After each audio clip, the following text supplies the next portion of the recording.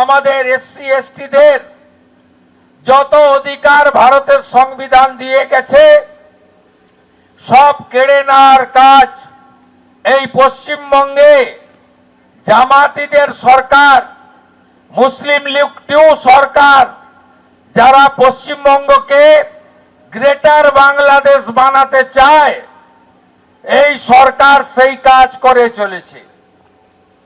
আদিবাসীদের একদিকে যেমন নরেন্দ্র মোদীজির নেতৃত্বে বিজেপি ভারতবর্ষের সংবিধানের 1 নম্বর জায়গার নাম কি, 1 নম্বর বড় চেয়ারটার নাম কি? রাষ্ট্রপতি। রাষ্ট্রপতি কে হয়েছেন? আমরা এমএলএরা বিজেপির পশ্চিমবঙ্গ বিধানসভায় পাঞ্চি গলায় গায়ে দিয়ে আদিবাসীদের ঐতিহ্যকে সম্মান দিয়ে আমরা লাইন দিয়ে দ্রৌপদী মুর্মুকে ভোট দিয়েছি। আর অন্যদিকে মমতা ব্যানার্জির নেতৃত্বে আশিস ব্যানার্জিরা, বিকাশ রায়চৌধুরীরা, চন্দ্রনাথ সিনহারা, লীলাবতী সাহারা, তারা লাইন দিয়ে দ্রৌপদী মুর্মুর বিরুদ্ধে, আদিবাসী প্রার্থীর বিরুদ্ধে যশবন্ত সিনহাকে ভোট দিয়েছে। আমরা রাষ্ট্রপতি মহোদয়াকে আজকে উড়িষ্যার প্রান্তিক গ্রাম থেকে উঠে আসা এক আদিবাসী নারীকে যখন বিজেপি ভোট দিয়ে জেতায়, তখন তৃণমূল সেই আদিবাসী মহিলাকে হারানোর জন্য ভোট দেন। এরপরেও কি বলতে হবে কারা আদিবাসীর বন্ধু আর কারা আদিবাসীর শত্রু? আজকে দুটো রাজ্যে মুখ্যমন্ত্রী আদিবাসী সমাজের ভারতীয় জনতা পার্টি করেছে। ছত্তিশগড়ে বিষ্ণুদেব সাঁই এবং উড়িষ্যায় মোহন মাঝি।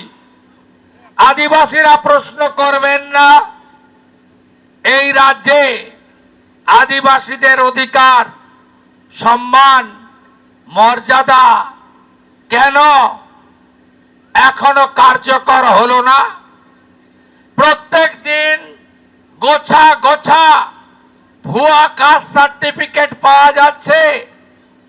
সেখানে এসটি এবং এসসিদের যারা বৈধ নয়, কখনো দুয়ারে সরকারের নামে, কখনো মুখ্যমন্ত্রীর কোন কর্মসূচির নামে টেবিল আর চেয়ারে বসে যাকে তাকে এসটি সার্টিফিকেট দেওয়া হচ্ছে।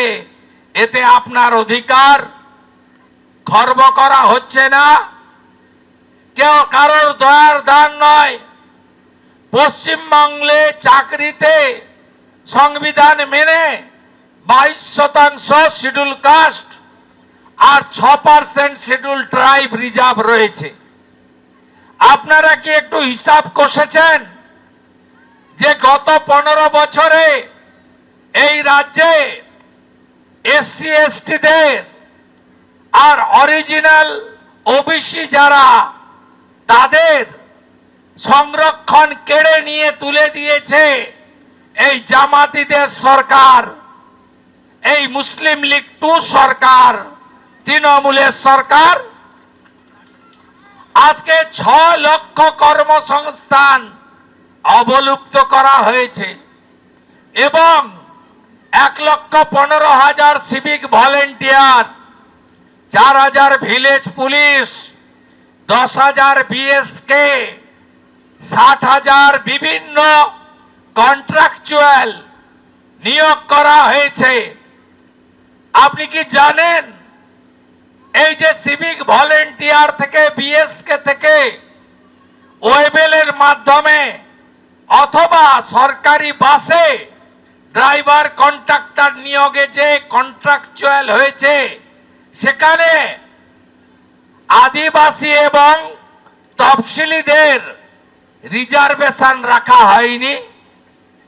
পশ্চিমবঙ্গ সরকারের কোন কন্ট্রাকচুয়াল জবে রিজার্ভেশনের যে নিয়ম, যা কেউ দয়া করেনি, বাবা সাহেব আম্বেদকর দিয়ে গেছিলেন, তা মমতা ব্যানার্জি হরণ করে নিয়েছে।